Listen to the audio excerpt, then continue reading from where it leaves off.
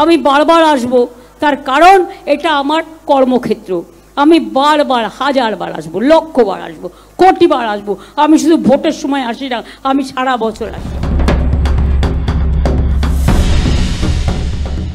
উত্তরবঙ্গে বিজেপির শক্ত ঘাঁটি, সেই ঘাঁটিতে কামড় বসাতে চাইছে তৃণমূল কংগ্রেস। সেই লক্ষ্যেই এবারে লোকসভা ভোটে উত্তরবঙ্গের মাটি কামড়ে পড়ে রয়েছে বাংলার শাসক দল তৃণমূল কংগ্রেস। হাতে বেশি সময় নেই, জোর কদমে চলছে শেষ মুহূর্তের প্রচার। মঙ্গলবার জলপাইগুড়ির জনসভা সেরে জনসংযোগে নেমে পড়েন তৃণমূল সুপ্রিমো মমতা বন্দ্যোপাধ্যায়। দার্জিলিংয়ের তৃণমূল প্রার্থী গোপাল লামার সমর্থনে এদিন শিলিগুড়ির এয়ারভিউ মোড় থেকে জনসংযোগ যাত্রা শুরু করেন তিনি।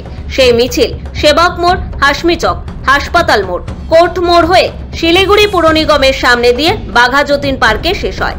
পদযাত্রায় উপস্থিত ছিলেন শিলিগুড়ির মেয়র গৌতম দেব সহ অন্যান্য নেতৃত্ব। এই পদযাত্রায় বিভিন্ন জনজাতির মানুষ তাদের নির্দিষ্ট পোশাকে অংশ নেন। আদিবাসী নৃত্যশিল্পীদের সঙ্গে পা মেলাতে দেখা যায় মমতা বন্দ্যোপাধ্যায়কে। এদিন মমতার পদযাত্রা ঘিরে রাস্তার দুধারে প্রচুর মানুষের জমায়েত হয়। জনসংযোগ যাত্রা শেষে সভায় উপস্থিত হয়ে মমতা বন্দ্যোপাধ্যায় বলেন, লোকসভা নির্বাচনে বাইরের লোককে ভোট না দিয়ে ঘরের স্থানীয় প্রার্থীকেই ভোট দিন।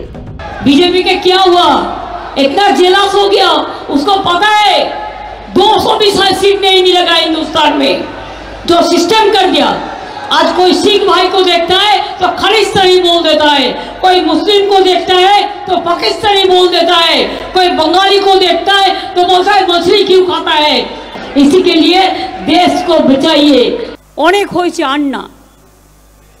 আপনারা আমাকে লোকাল নির্বাচনে নিশ্চয়ই সমর্থন করেছেন, আমরা কৃতজ্ঞ। লোকসভা ইলেকশনে দয়া করে একজন বাইরের লোককে ভোট না দিয়ে লোকাল আপনার ঘরের ছেলে সারা জীবন শিলিগুড়িতে কাজ করেছে, দার্জিলিং, পাহাড়, মিরিক, কার্শিয়াং, মাটিগোড়া, ফাঁসি দেওয়া, শিলিগুড়ি, দার্জিলিং, চোপড়া, সবাইকে বলবো গোপাল লামাকে ভোট দিন।